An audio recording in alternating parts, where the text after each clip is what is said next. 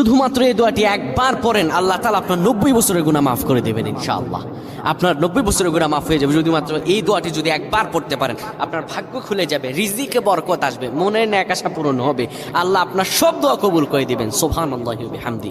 এত ফজিলত, এই দোয়াটা আপনারা শেয়ার করে দিবেন। এই যুবকেরা, আমল না করেও সওয়াব পাবা। তোমার একটি শেয়ারে, একটা বাটনে প্রেস করে তুমি সওয়াব পেয়ে যাবা। কারণ তুমি আমল না করো, অন্য কেউ যদি তোমার শেয়ারের বদৌলতে আমল করে সওয়াব তুমি পেয়ে যাবা। নবীজির হাদিস।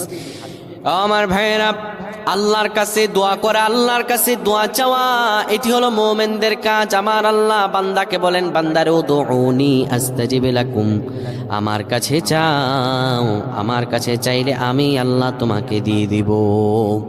কেউ যদি একবারে দোয়াটি পড়তে পারে, দোয়াটি হলো রব্বি ইন্নী যালামতু নাফসি ফাগফিরলি। কেউ যদি এই দোয়াটা একবার পড়তে পারে, আমার আল্লাহ তাআলা তার 90